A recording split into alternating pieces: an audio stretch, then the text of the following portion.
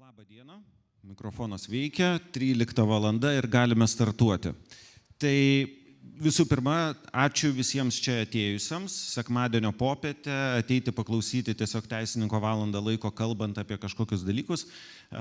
Dažnai būna ne pats romantiškiausias sekmadienio praleidimo būdas įsivaizduojama žmonėms, tai dėkoju visų pirma, kad atėjote ir skiriate savo dėmesį man. Ir šiandieną aš kalbėsiu man pačiam labai įdomia tema ir kurią labai džiaugiuosi kalbėdamas. Ir šita tema jinai apjungia 4 sritis – intelektinę nuosavybę ir 3 naujas technologijas, kurios yra dirbtinis intelektas, Web3 technologijos, apimančios kur kas plačiau ir apie tai pakalbėsim, bei kvantinė kompiuterija, bei kaip jos jau dabar paveikia intelektinę nuosavybę, kokius iššūkius ir galimybės sukuria, bei kokie ateities perspektyvos, mano nuomonė, yra galimos šitoj srityje ir jungianti šitom technologijom. Tai ypač turbūt džiaugiuosi už jaunus veidus esančius šitoje auditorijoje, dėl to, kad jūs esate ypatingai gerame laikmetyje, kai galite suabsorbuoti šias naujas technologijas ateinančias, jas suprasti daug geriau negu kad jau tokie žilabarzdžiai bepradedantis darytis kaip aš ir iš tikrųjų išjot ant šitos bangos labai toli, mano nuomonė. Ir gal pirmiausiai pradėsiu nuo savo paties validacijos, kodėl aš iš vis galiu kalbėti šitą temą ir iš kur aš turiu surinkęs pakankamai tų faktų ar žinių ar informacijos, kad galėčiau laisvai apie tai tiesiog dalintis. Tai mano praktinė patirtis. Visų pirma, aš esu teisininkas ir advokatas ir 12 metų jau praktikuoju intelektinės nuosavybės srityje. Ir visus tos 12 metų dirbau su naujosiom intelektinės nuosavybės formom. Tai nors mano praktikoje, ankstyvojų praktikoje buvo ir tų tradicinių tokių senųjų, sakykime, krypčių kūrėjų, bet ilgainiui viskas nukeliavo į daug labiau skaitmeninės technologijas ir kūrybą bei intelektinę nuosavybę toje erdvėje. Ir pasiekmėje savo praktinės kaip teisininko patirties pats tapau founderiu, steigėjų intelektinės nuosavybės saugojimo kompanijos N4Shield, dėl to ir dėviu jos marškinėlių šiandieną. Tai mūsų tikslas yra įgalinti kiekvieną kūrėją, gauti efektyvią teisinę ir kitokią apsaugą intelektiniai nuosavybei, nepriklausomai nuo jų, sakykime, padėties, nes iš esmės iki šioliai tai buvo sunkiai prieinamas dalykas. Ir taip pat šalia to, kad užsiemu intelektinę nuosavybę ir jos gynybą, kuriu dirbtinio intelekto agentus, modulius, kurie yra įgalinti būtent atlikti intelektinės nuosavybės pažeidimų paieškos, apdorojimo ir pilno apdorojimo, tai reiškia failinimo procesus pilnai autonomiškai. Ir mes statome kur kas didesnės dirbtinio intelekto agentų sistemas, kurių dabar pradinė stadija yra saugoti intelektinę nuosavybę, bet einame daug plačiau. Tai iš to ir susikūriau dirbtinio intelekto žinių pagrindą, kadangi pats savo rankom turėjau statyti architektūrą, galvoti, braižyti, kaip visą tai vyksta ir dirbti glaudžiai dieną dienon su developeriais ir programuotojais, kurie visą tai realizuoja. Web3 technologijos man yra įdomios kaip investuotojai, tuo užsiemu jau irgi kurį laiką, per pastaruosius metus visą savo investicinį portfelį paverčiau tik tai į Web3 technologijų pagrindų sudarytą, tai čia eina kalba tiek apie kripto, tiek apie visai kitus naujus vertės vienetus ir nuosavybės vienetus, į kuriuos dabar galima investuoti dėka šitų technologijų, o kvantinė kompiuterija yra mano, kaip čia, triušio urvas, iš kurio aš neišlendu jau keli metai, nes taip pat šiame lauke turiu nemažai idėjų, kaip įgalinti kvantinės kompiuterijos researcherius ir mokslininkus šiai dienai prie geresnių duomenų. Ir tai yra sekantis projektas, kurį mes jau esame pradėję vystyti, bet dar jis laukia savo dienos šviesos.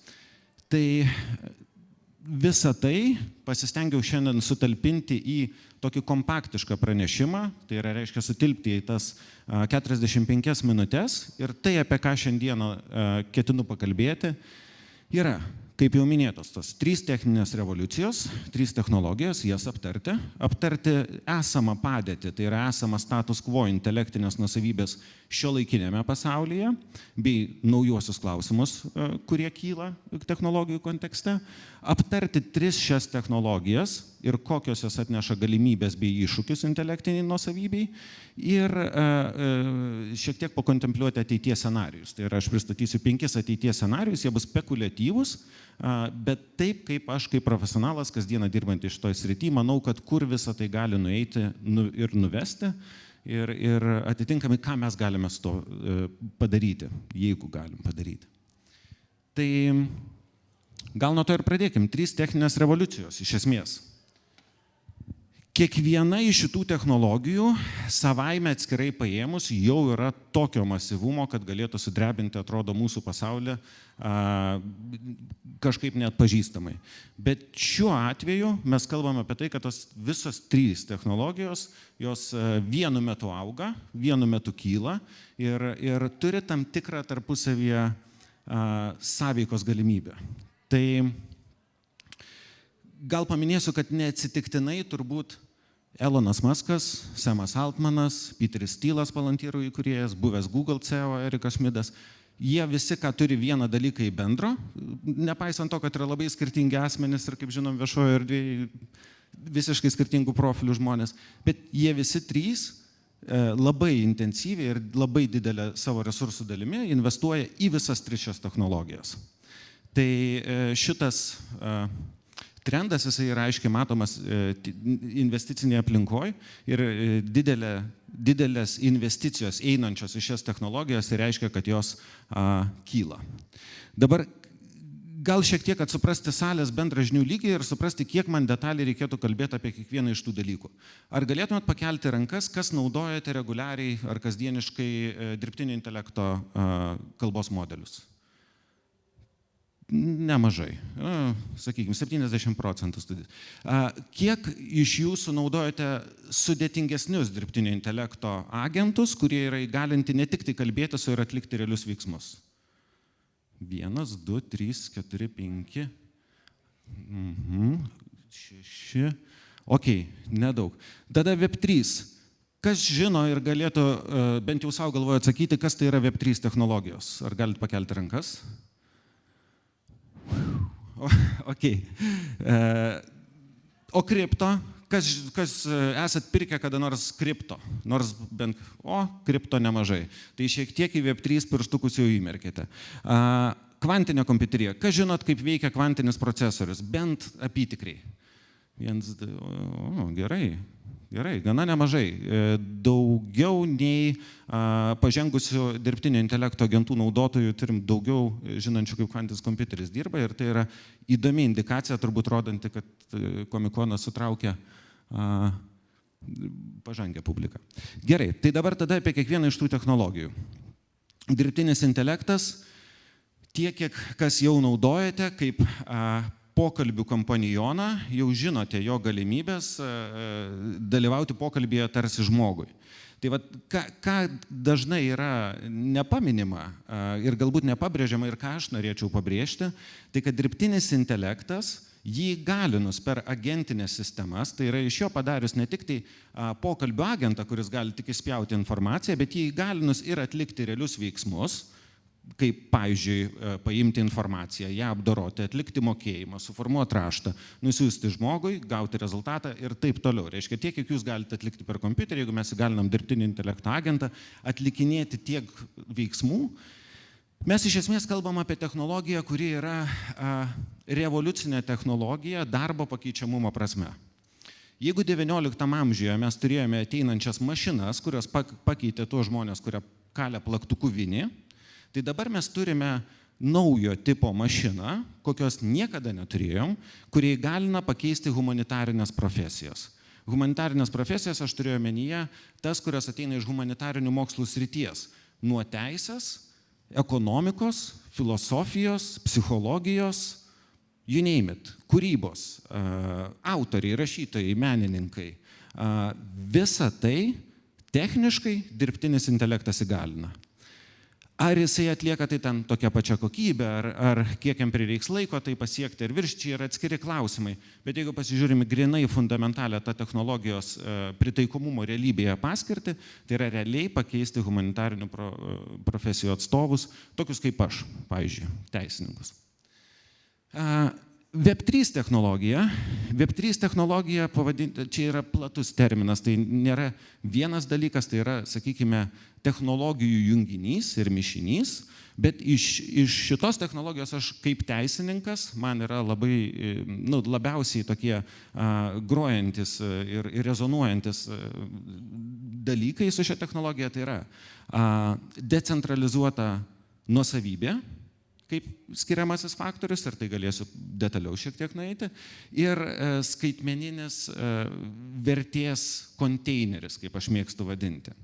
Tai dabar įdėkim tai į žmonių kalbą, šiek tiek kitokią. Reiškia, decentralizuota nuosavybė Web3 technologijų yra pagrindas. Ir apskritai decentralizuotas valdymas yra Web3 technologijų pagrindas, išskirtinis bruožas. Ir ką tai reiškia? Intelektinės nuosavybės srityje.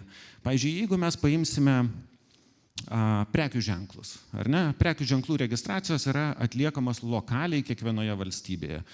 Nori turėti apsaugą Amerikoje, tu turi jį registruoti Amerikoje, tau suteiktas sertifikatas įrodo, kad tu esi to daikto savininkas Amerikoje.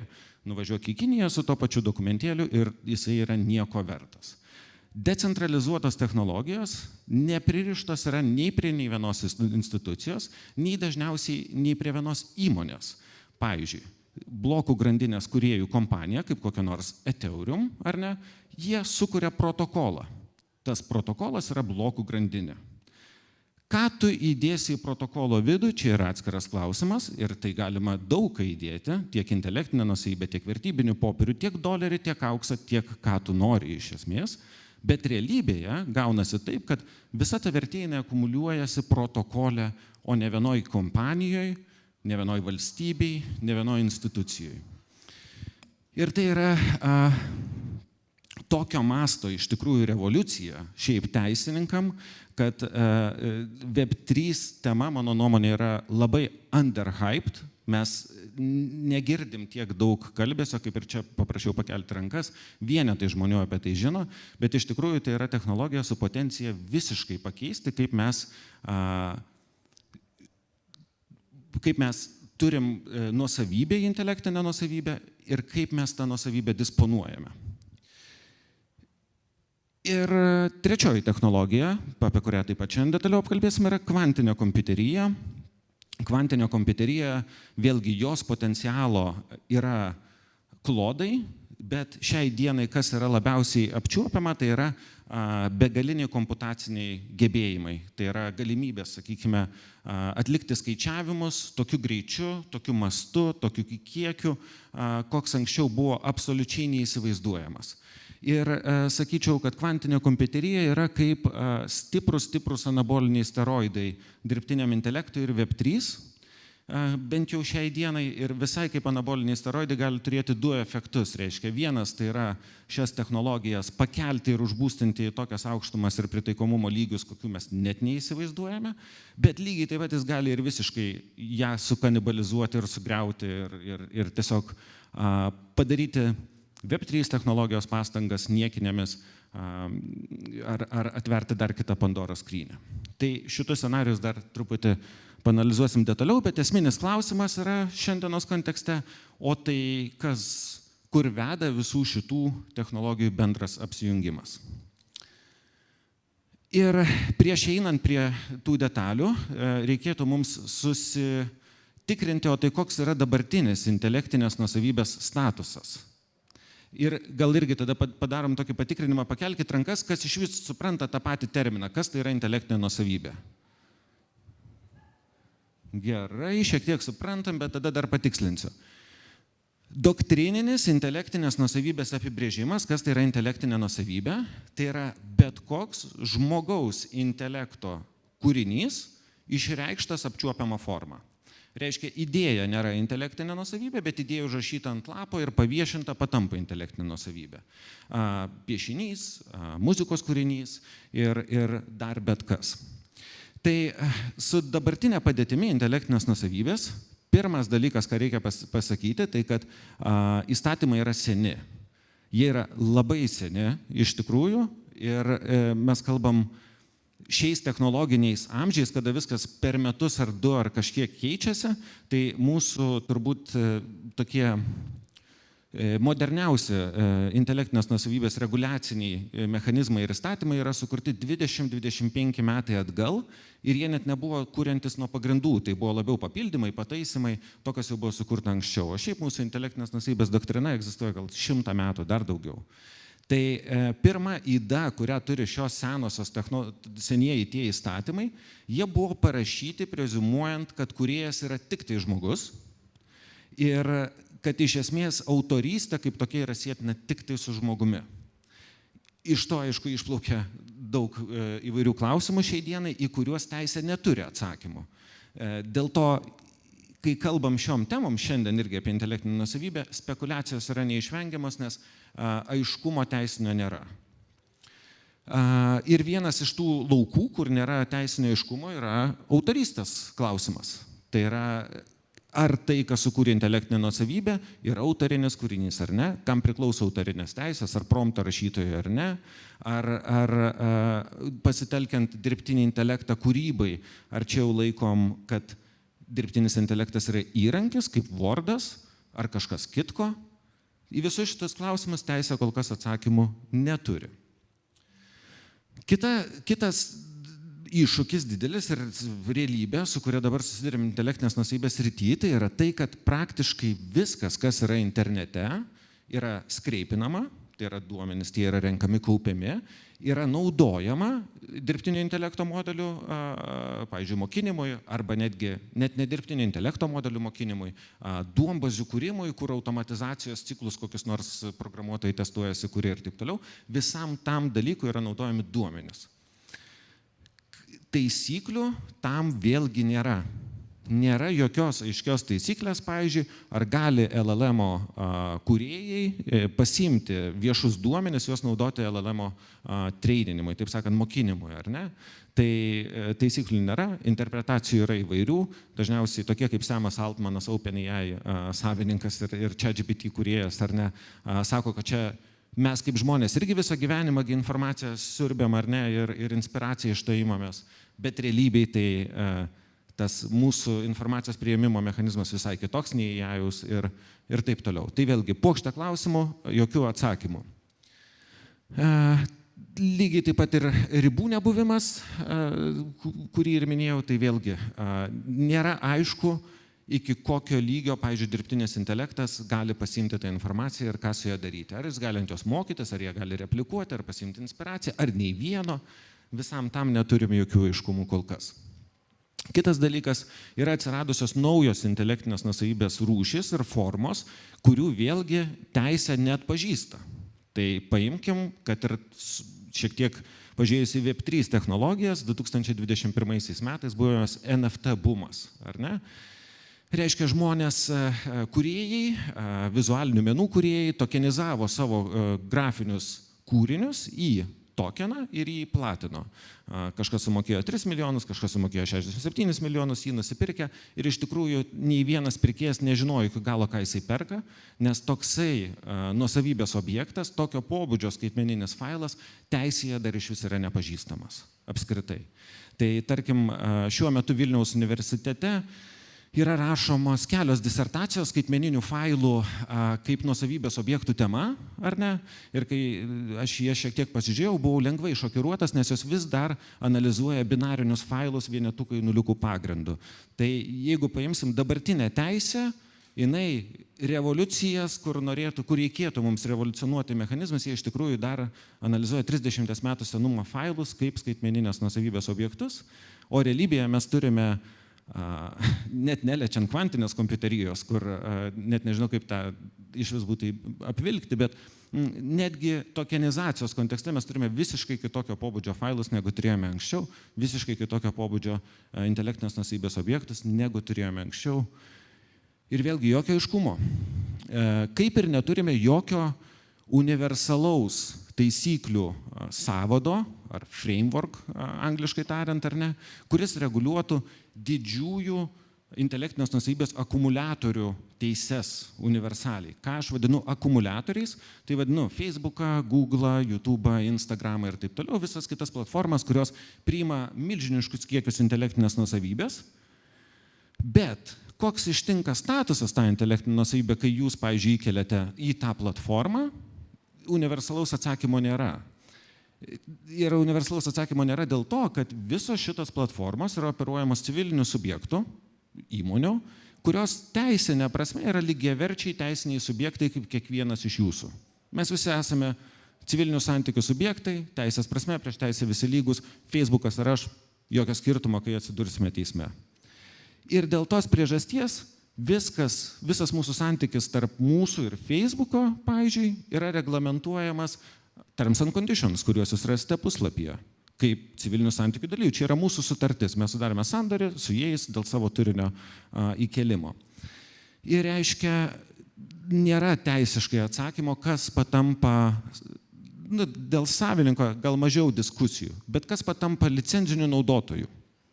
Tai teisė taip neatsako, tą atsako terms and conditions ir jūsų žiniai, kiekvienas turinio vienetas, kiekvienas įrašas, kiekviena jūsų mintis ar žinutė užrašyta kiekvienoje iš šitų platformų yra licenzijos pagrindu perduodama pačiai platformai. Tai reiškia, jūs, kaip intelektinės nuosavybės kūrėjai, kiekvienas, šiais laikais kiekvienas yra kūrėjas, kuris kažką deda į internetą, jūs dalinate licenzijas šitoms platformoms neatlygintinai ir visą gyvenimą naudoti jūsų informaciją. Aišku, informacijos naudojimo galimybės ten turi savus limitus ir jie daugiausiai ateina iš asmens duomenų apsaugos klausimų, bet čia vėlgi yra dar atskira tema. Labai daug ką dedam nesusijusios asmens duomenimis, kas nepatenka į tą skaupą. Ir intelektinės nuosavybės pažeidimai auga, jų skeilas labai didėja, dirbtinis intelektas gali generuoti turinį super greitai ir dėl to matom didelius kiekius daug naujų pažeidimų, daug labai pažeidinėjamas yra autorių teisės naujais būdais, tai, pavyzdžiui, ko mes anksčiau nematydavom, tai imitacinių kūrinių, sintetinių kūrinių tokių kūrimo, kur, tarkim, yra paimama autoriaus nuotrauka, jinai nėra copy-paste padaroma, jinai yra dirbtinio intelekto būdu, visiškai pergeneruojama ir iš esmės yra tas pats look and feel, tas pats autorinis pojūtis visiškai, bet techniškai mes net neturime pažeidimo, iš esmės. Ir paskutinis galbūt punktas iš tų iššūkių, tai kad yra, kaip čia įvardinau, globalų žaidėjai vis tiek turi pasikliauti vietinę teisę, tai taip ir yra, kaip minėjau, dabar intelektinės nuosavybės visa sistema teisinė, jinai yra suskirstyta lokaliai, kiekviena valstybė turi savas taisyklės ir registrai intelektinės nuosavybės, jie ir veikia tos valstybės ribose. Tai reiškia, šiais laikais pasauliniams kompanijoms, tech startuoliams, kurie operuoja viso pasaulio rinkoje, tai sukelia milžinišką puokštę problemų. Kaip pavyzdys, dažniausia problema, su kuria susiduria mūsų klientai, jie, pavyzdžiui, fokusuojasi ir dirba Amerikos rinkoje, ten apsisaugo savo intelektinę nuosavybę, o tuo tarpu patentų troliai registruoja jų intelektinę nuosavybę Kinijoje, Europoje, jeigu tenai nespėjo susitvarkyti. Ir šitas situacijos beveik visada baigėsi arba labai brangiais taikos susitarimais, arba labai brangiais ilgesniais procesais, bet visada skauda. Ir gerai, tada einam prie pačių technologijų. Pirmiausia, aš jau kai ką šiek tiek aptariau, tai galbūt patrumpinsiu, bet pagrindiniai dirbtinio intelekto grėsmės ir iššūkiai šiai dienai intelektiniai nuosavybei yra jau minėtas reguliacinis stygius, neaiškus autorystės elementas ir čia gal trumpai paminėsiu, toks yra ponas Taleris, labai įdomus žmogus, jisai nuo 2019 metų bando užregistruoti Amerikoje ir Jungtinėje karalystėje dirbtinio intelekto sukurtus vizualinius kūrinius, siekdamas įrodyti, kad pats dirbtinis intelektas yra autorius. Tai nepavyko jam, iš tikrųjų, ir šiais 2024 metų viduryje jisai pralošė 2 bylas, vieną Jungtinėje karalystėje, kitą Amerikoje, kur iš tikrųjų jam teismas pasakė, kad ne, be žmogaus autorystės nėra. Bet, aišku, neatsakė į visą eilę iš to kitų kylančių klausimų, bet bent jau tiek šiai dienai yra žinoma. Taip pat viena didžiausių grėsmių, kurią aš matyčiau, tai yra dideli kiekiai naudojami mūsų intelektinės nuosavybės modelių apmokinimui. Ir čia nėra jokių linijų aiškių tarp inspiracijos, mokymo, imitacijos ar tiesiog feikinimo. Tai teisė tokių kategorijų neskirsto. Teisė buvo parašyta, kai mes net negalvojom, kad reikės mokyti sintetinius kažkokius darinius ant mūsų intelektinės nuosavybės. Ir de facto šiai dienai iš esmės viskas, ką jūs keliate į internetą, labai tikėtina, kad yra naudojama dirbtinio intelekto mokymui.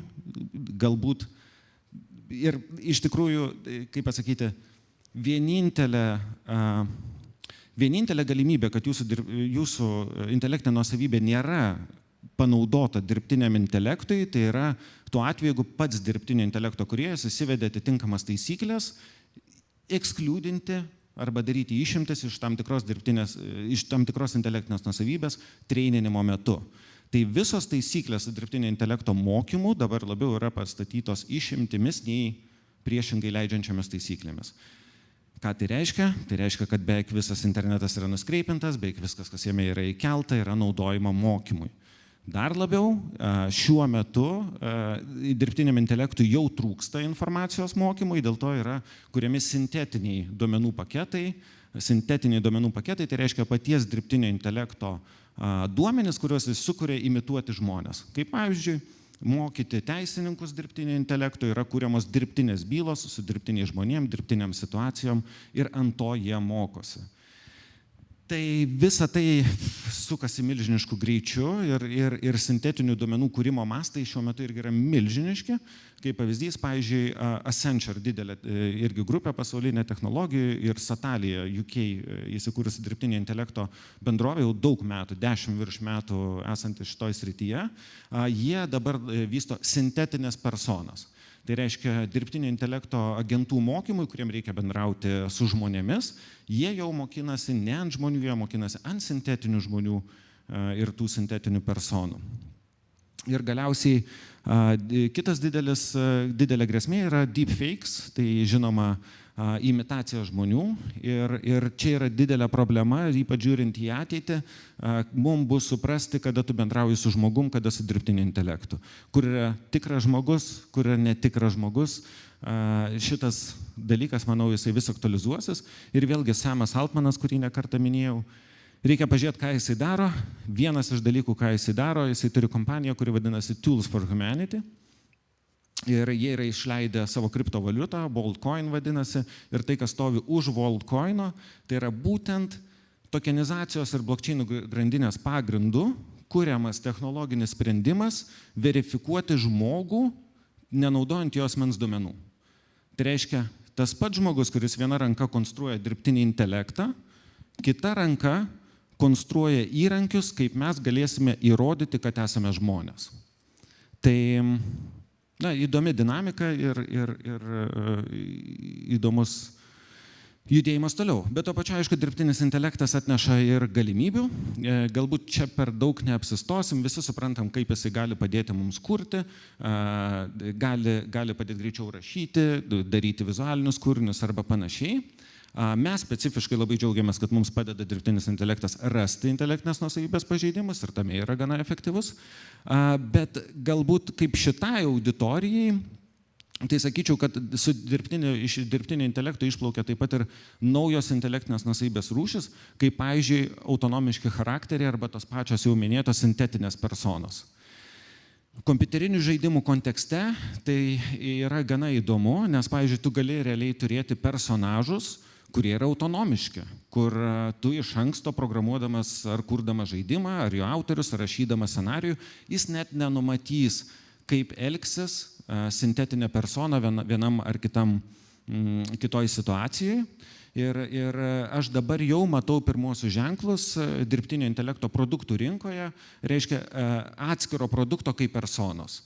Tai, tarkim, jeigu čia metu naudojate ChatGPT markete, galite nusipirkti kažkieno sukurtą sintetinę personą, kurią persiims jūsų dirbtinio intelekto botas ir jisai su jumis kalbės kaip ta persona.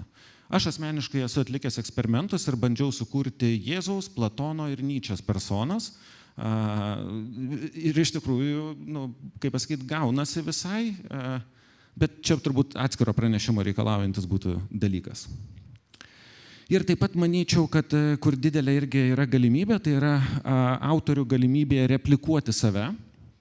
Tai reiškia vėlgi per sintetinės personas, kurti savo personą, mokinti savo dirbtinio intelekto agentą ant savo intelektinės nuosavybės ir iš esmės replikuotis. Tai galbūt tai atrodo kaip mokslinės fantastikos dalykas, bet vėlgi tai yra vienas iš dalykų, kurį aš pats žiūriu, savo asmeniškai kaip pritaikyti, kaip replikuoti savo personą tam tikrom specifiniam užduotim, pavyzdžiui, informacijos analizai. Kaip į informaciją dirbtiniam intelektui ją žiūrėti, perskaityti, suvirškinti taip, kaip ją žiūrėčiau aš. Kūrėjams čia irgi yra daug erdvės. Ir dar viena galimybė, kurią matyčiau, tai yra fokusuotis į fizinį pasaulį. Iš tikrųjų, manau, kad žiūrint dar gerokai į priekį ir toliau, ar ne, mes atsidursim ten, kur dirbtinio intelekto informacijos generuojami kiekiai bus tokie didžiuliai, kad didžiausią vertę žmonėms įgys fizinio pavydalo dalykai. Ir galbūt, manau, fizinių paveikslų kainos dėl to gali irgi ženkliai augti. Kaip ir dabar matom aukso, pavyzdžiui, kainų augimą pastaruoju metu, kai žmonės nepasitikė investicijų rinkomis ir panašiai. Toliau, Web3. Ir žiūrėdamas į laikrodį, aš pasistengsiu po truputį galbūt mažinti pateikiamos informacijos kiekį, bet pagrindinės grėsmės, kurias šiuo metu atneša Web3 technologijos, tokios kaip, pavyzdžiui, NFT arba kitas tokenizuotas intelektinis turtas, tai yra, vėlgi, nekalbant apie reguliacijos neaiškumą, manyčiau, kad pirmiausia, kad tai yra necenzūruota ir praktiškai neatsekama distribucijos technologija. Tai reiškia, jeigu mes paėmame intelektinės nuosavybės pažeidimus, pavyzdžiui, kas nors paėmė ir tokenizuoja jūsų sukurtą vizualinį kūrinį kažkokį. Taip kaip padarė kai kurie žmonės su Nike bateliais arba Hermes rankinėmis. Jie tokenizavo į NFT ir paleido į marketą, ar ne? Tai sakykime, surasti autorių, surasti visus, kas prisideda prie platinimo, yra gana sudėtinga fizinių asmenų lygmenyje. Nes, kaip minėjau, decentralizacija reiškia, kad mes neturime vieno operatoriaus, pas kurį ateiti ir sakyti, tu man išduok visą informaciją apie šitą tokeną. Yra kas tame tokene įkoduota, yra kas yra prieinama, bet iš esmės aptinkamumas yra sudėtingesnis. Gal kitas taip pat dalykas vertas paminėjimo, iš to reguliacijos neapibrėžtumo ateinantis, tai yra vėlgi, ką su NFT jau realybėje pamatėme, tai kad reiškia, kas stovi nuosavybės teisių prasme už to NFT tokeno yra neaišku. Tai kaip pavyzdys, pavyzdžiui, Twitterio įkūrėjas ar ne, už 3 milijonus, man atrodo, dolerių pardavė tokenizavę savo pirmąjį Twitterio įrašą apskritai ir žmonės, kurį jie nusipirko, galvojo, kad galės naudoti komerciniam naudojimui ir komerciniais tikslais tą kūrinį. Po vėlgi teisminio ginčo ir bylos paaiškėjo, kad ne, dėl to, kad realiai, kai tu perki NFT, tai jisai turi savyje smart kontraktą, išmanųjį kontraktą, kuris aprašo naudojimo sąlygas. Teisinė prasme, kai mes traktuojam, čia yra paprasčiausia licenzija ir realiai, kai tu nusipirki NFT turtą, tai tu realiai nusipirki tik tokias teisės, kurios yra aprašytos to tokeno dokumentacijoje. Vėlgi, jokio universalaus aiškumo, tada, kada yra, pavyzdžiui, tokia rinka, kur yra sukrenta daug tų NFT, visokių turto vienetų ir taip toliau, tai be didelio gilinimas tu iš tikrųjų nežinai, ką tu perki ir tu nežinai, kokias teisės įgyji. Tai faktas, kad tu įgyji tokenizuotą failiuką, bet ką jisai tau leidžia daryti, ko neleidžia, tai niekas per daug ir nežino. Kitas paminėjimas, tai kad čia taip įvardinau, kad tokenai pritraukia bulius ir meškas, tai čia labiau investuotojo aplinkos žodžiai. Bull market, bear market, reiškia yra marketas, kada jisai kyla, auga ar ne, ir marketas, kada jisai krenta, bet visur, kur yra augantis, krentantis marketai, visur, kur yra tokiu būdu nustatoma rinkos kaina, sakykime, vieneto, visur atsiranda spekuliantai.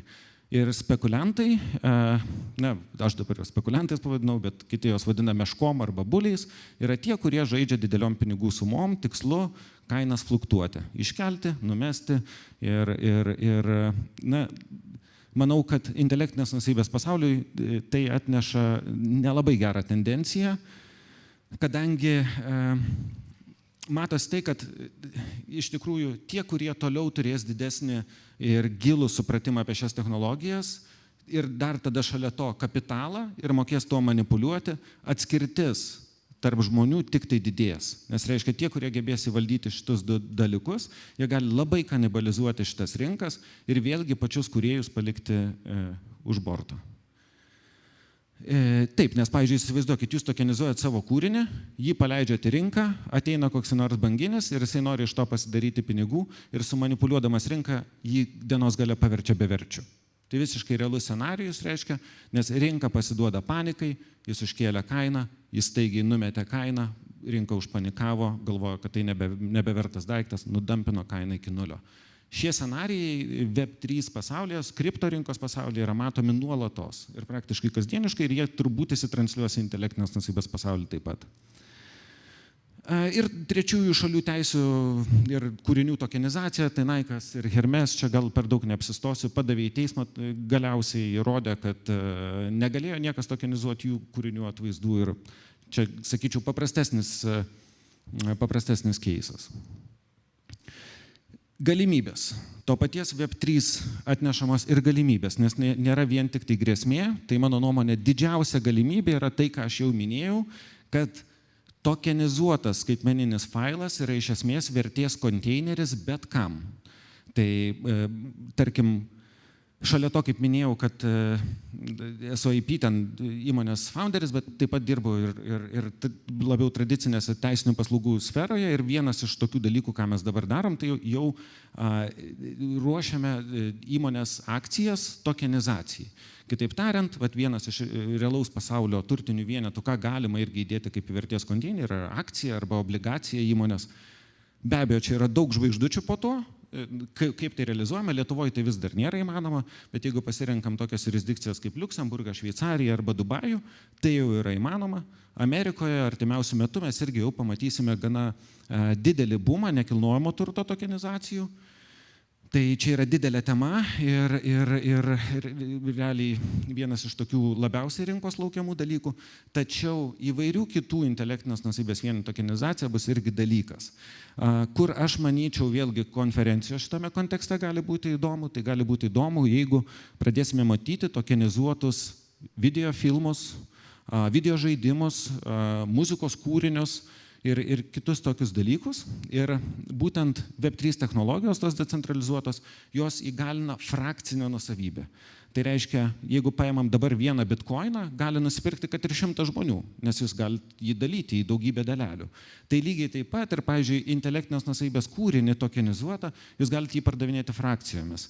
Ir vienas iš tokių įdomesnių scenarijų būtų, tai turbūt fanų grupė, didelė fanų grupė, nusiperkanti teises į kino filmą per tokenus, pavyzdžiui, ir jie tada savo būtent jau protokolo bendruomenėje, nes blokčeinų grandinės toje bendruomenėje, jos nustatyta tenai tvarka ir sąlygom, pavyzdžiui, priiminėja sprendimus, kas toliau vyksta su tuo kūriniu. Galbūt jie kūrė naujas serijas, galbūt jie spin-offina naujus kažkokius kūrinius ir tai gali būti galinta būtent tų žmonių, kurie laiko tos tokenus rankose. Tai čia vienas toksai būtų turbūt įdomesnių dalykų. Ir taip pat reikšmingas momentas tai būtų visiškai naujos monetizacijos galimybės atsirandančios su Web3 technologija, nes reiškia intelektinės nuosavybės vienetas, kurį jūs patalpinsite į tokeną, jisai įgyja daug didesnės atsekamumo galimybės. Jo negali paprastai nukopijuoti ir tai įgalina iš esmės kiekvieną intelektinės nuosavybės vienetą turėti savyje smart kontraktą, išmanųjį kontraktą, kuris nustatys licenzijavimo sąlygas, royalties, tai yra licenzinių mokėjimų sąlygas ir taip toliau. Ir teoriškai jau dabar yra įmanoma, kad toks intelektinės nuosavybės vienetas, kas kartą, kai jisai atlieka nuosavybės pasikeitimą ir judėjimą, jisai, pavyzdžiui, moka pinigus originaliajam autoriui.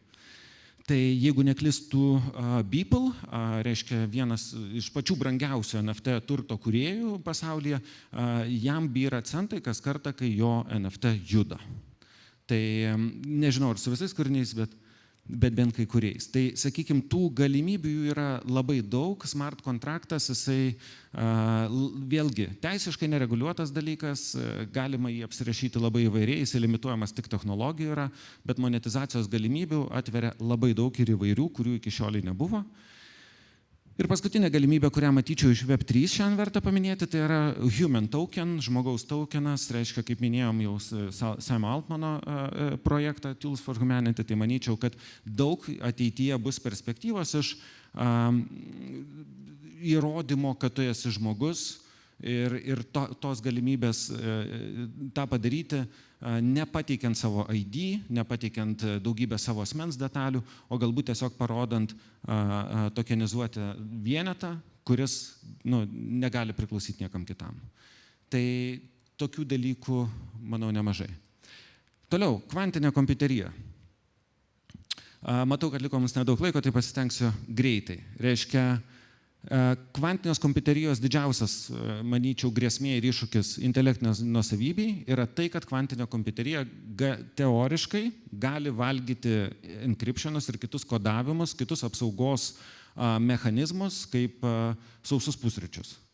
Tai, sakykime, šiuolaikiniam komputaciniam mechanizmai, kurie yra naudojami ar sugeneruoti kažkokią, tai, pavyzdžiui, apsaugą kompiuterinio žaidimo, tarkim, ar ne, kompiuteriniai žaidimai platinami licencijomis, tu negali jo lengvai nulaužti, jie yra encryptinti ir taip toliau.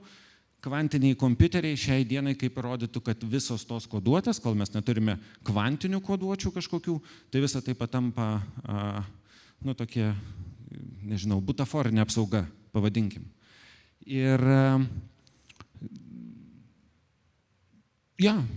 Ir manau, kad čia yra didžiausia grėsmė iš tikrųjų, nes dabartinis mūsų intelektinės nuosavybės pasaulis, kalbant apie programinę įrangą ar kitą kūrybą, ar žaidimus ar panašiai, jisai yra labai stipriai pastatytas ant apsaugos per kodavimus.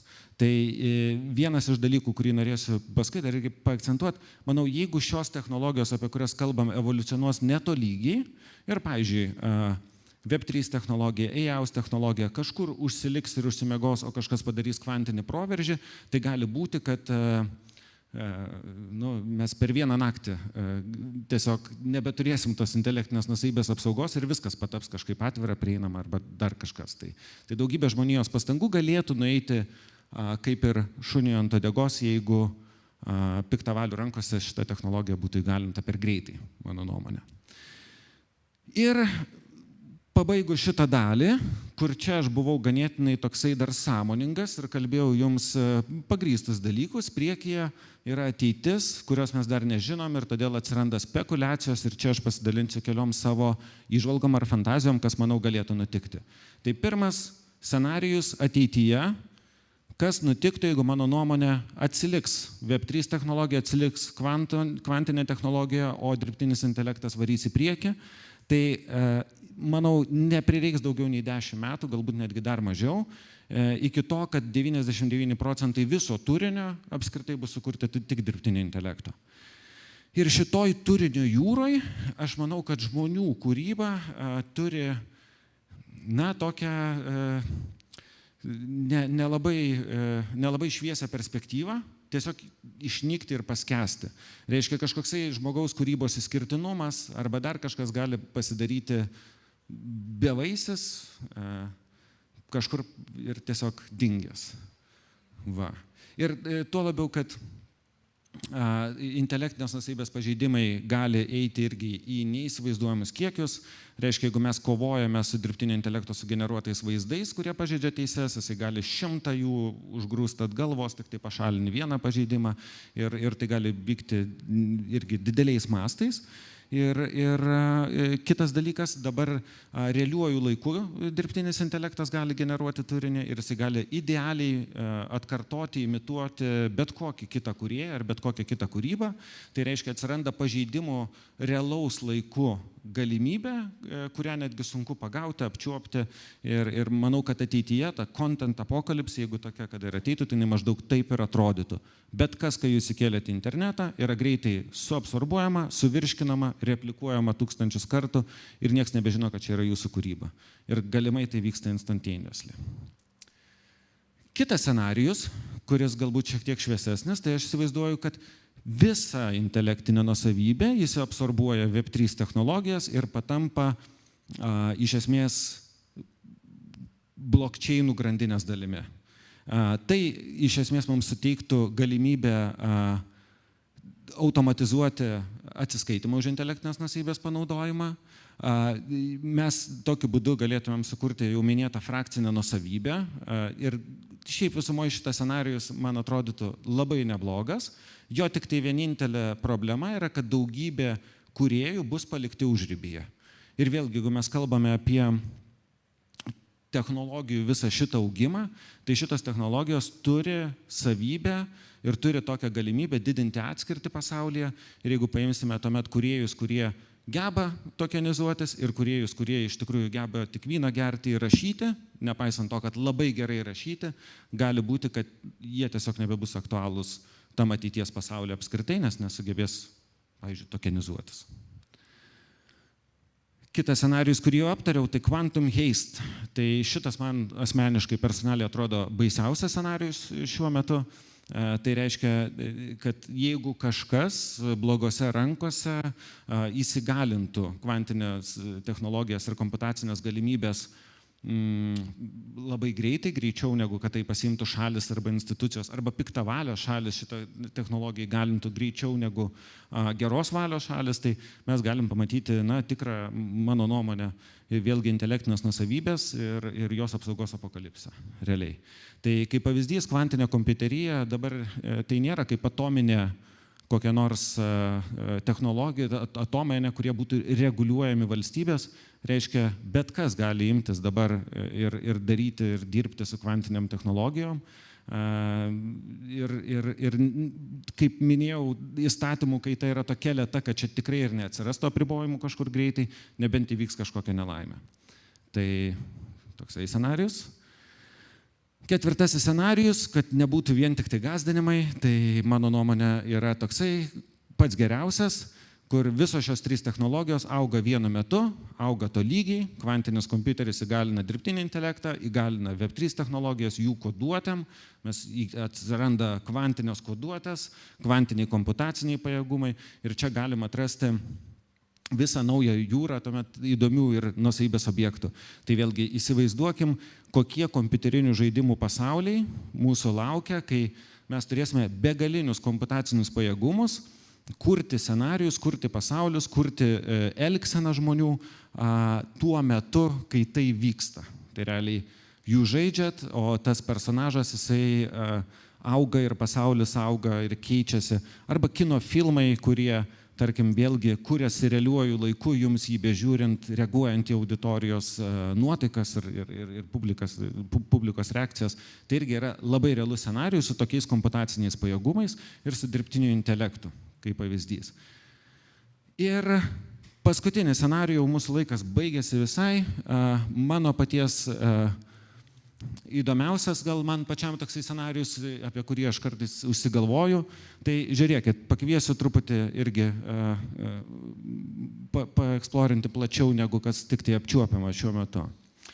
Tai įsivaizduokim, dirbtinis intelektas ir kvantinė kompiuterija patampa vienu dalyku, vienu organizmu, ir kvantinė kompiuterija iš esmės įgalina atlikti tokius skaičiavimus, kurie mums leidžia skaičiuoti biologinius procesus ir atlikti biologinės simulacijas. Ir tai labai realus scenarijus. Vienas iš pačių dažniausių dabar kvantinės kompiuterijos adaptavimo būdų ir krypčių, kur yra žiūrima, tai yra būtent šitos technologijos pritaikymas farmacijos srityje, kalkuliuojant ir skaičiuojant tai, ką anksčiau mes galėjome išsiaiškinti tik tai klinikinių tyrimų pagalba, dabar yra matoma, kad noras ir siekis yra tai galinti atlikti kompiuterį. Ką tai reiškia? Tai reiškia, jeigu mes turime kompiuterį, kuris geba atlikti biologinę komputaciją ir geba atlikti biologinę simulaciją, mes kalbam apie ištisus pasaulius, visatas, žmonės, sintetinius žmonės, sintetinius pasaulius, realiai kvantinio kompiuterio procesoriaus viduje. Tai kai aš pagalvoju apie, kaip jau minėjau, kompiuterinių žaidimų galimybės, o galbūt ištisų sustimuliuotų pasaulių galimybės, kuriuose gyvena personažai su savo kūrybos laisvė, su apskritai valios laisvė, nes tokie įsigalina sintetiniam personom irgi. Tai mano visas šitas mąstymas dažnai nuveda prie to, kad aš galvoju, kad jeigu kvantinis kompiuteris su dirbtiniu intelektu jau yra pasiekęs tokį lygį, tai mes galbūt to niekada nesužinosim, nes mes jau dabar esam komputuojamas sintetinis pasaulis su sintetiniam personom ir ant mūsų yra tiesiog testuojama. O va kas bus, jeigu dabar bomba užkris, jeigu Trumpas ateis, jeigu tarifus pakeisim ar dar kokią nors kitą negandą ir taip toliau. Ir šitas scenarijus man jisai labai artėja prie, jeigu kas esat skaitę, tai šaunuoliai, jeigu neskaitę, tai rekomenduoju Liu Xipin, kiniečių autorius, 3 kūnų problema. Manau, galima atrasti nemažai paralelių su ta ateitimi, kuri būtų simuliuota ateitis.